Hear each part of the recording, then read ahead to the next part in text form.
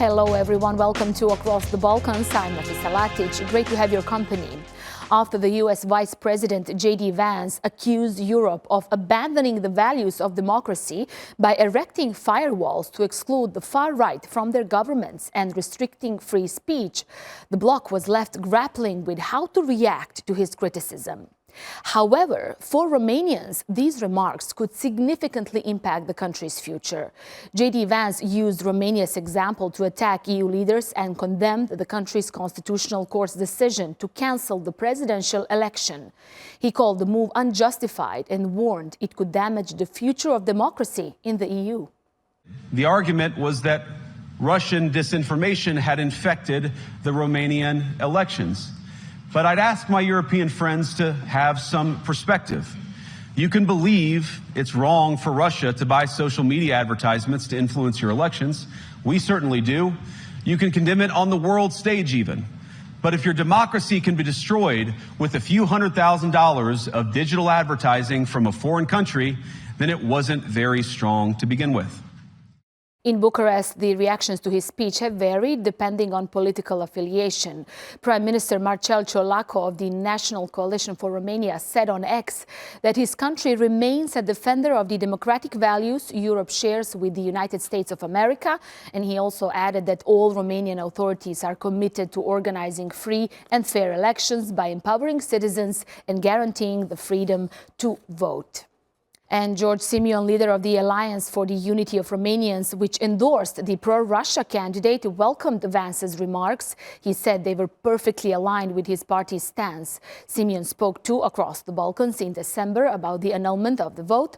This is what he told us then.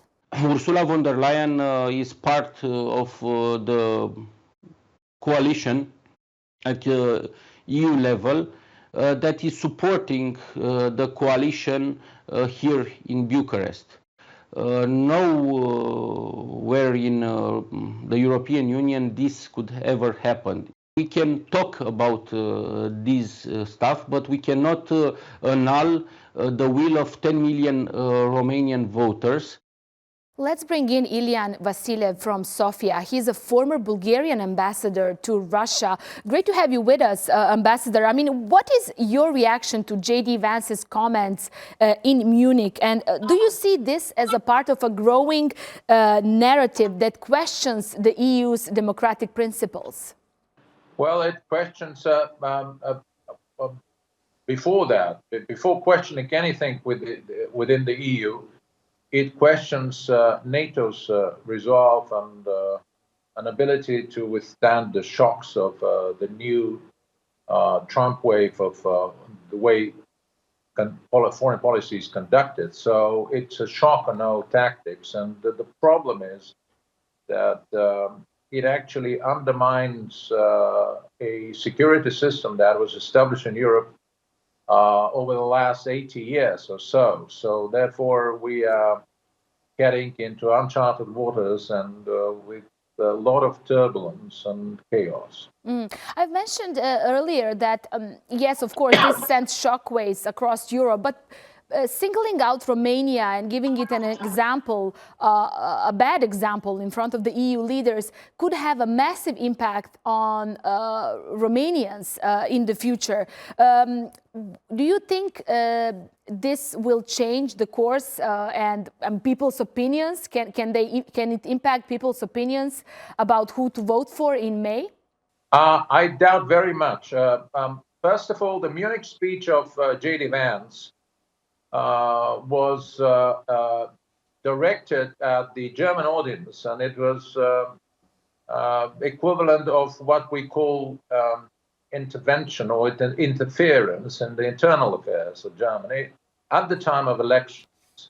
The same applies to Romania, but the interesting part is that some of, or if not most of the electorate of Georgescu in Romania or the AfD in Germany comprise of people that are pro-Moscow, pro-Russia, and deeply anti-Western, anti-US. Therefore, for them, it would be very interesting to see J.D. Vance's speech as a sort of boosting their or convincing or converting more people that so far have not been voting for Georgescu or AFD, just solely on the basis of J.D. Vance's speech. Right. I want to focus particularly on the Eastern Europe. There is a growing skepticism about EU institutions in this part of the world, with some arguing that national sovereignty is being eroded, like some of the presidential candidates in Romania. How does this debate play out, not just in Romania, but in Bulgaria as well? And do you see a shift in public perception toward the EU? Again, it's a mixed blessing. I mean, you can always play with sovereignty. But from day one, when you have joined the European Union, you have basically given up of part of this sovereignty because you believe that your ability to achieve economic welfare, security, all the goals that a national development comprises of, not within the confines of a nation, particularly in Eastern Europe, we are not big nations, but then within the bigger family, given also that one way or another, globalization works and markets integrate. So if you leave on your national sort of confines of ability to develop yourself, then you would have limitation. Therefore, you could this sovereignty thing and the nationalistic thing has always been a tune that the Russian propaganda has played, and now Trump is playing. Of course, there are some how to say deficits or flaws in the way this integration in Europe has worked. But you don't have, we in Europe has never had a textbook to follow exactly. Its maturity of integration is achieved through not a sort of a linear way of progress, but it has its ups, it has its downs.